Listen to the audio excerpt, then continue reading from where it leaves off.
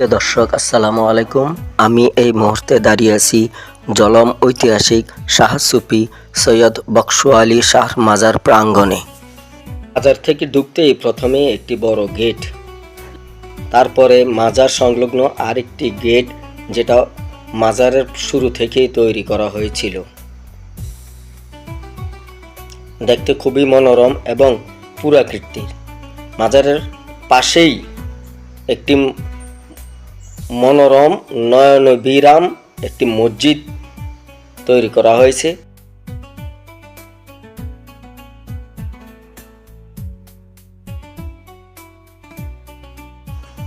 প্রিয় দর্শক, মূল মসজিদটি সেটি খুবই ছোট আকারে ছিল।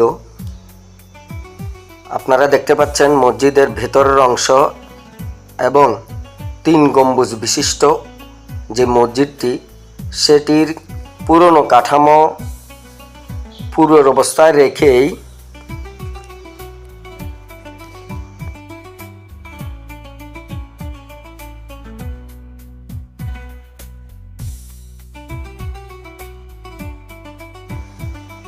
নতুন করে মসজিদের পূর্ব দিক এবং মসজিদের পশ্চিম সাইড আরো প্রশস্ত করা হয়েছে।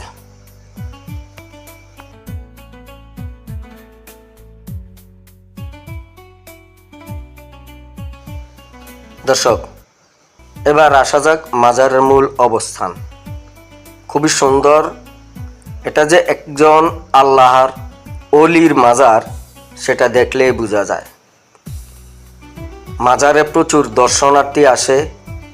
শুক্রবারের দিন একটু বেশি দর্শনার্থী আসে। দূর দূরান্ত থেকে যারা আসে তারা মান্যত করে আসে এবং মাজারে বিভিন্ন দান বাক্সে তাদের মান্যতের টাকা পয়সা দান করে যায়।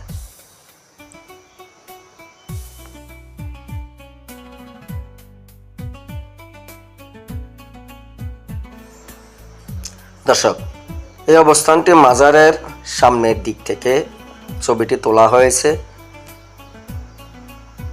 যেটা মাজারের দক্ষিণ সাইড এবং এটাই মূল গেট মাজারের ভিতরে প্রবেশ করার।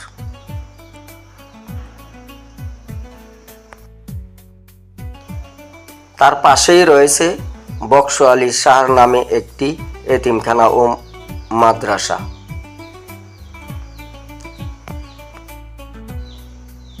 প্রিয় দর্শক, মাজারের পূর্ব পাশেই একটি বড় বিশাল দিঘি রয়েছে। জনশ্রুতি আছে যখন এই বখশ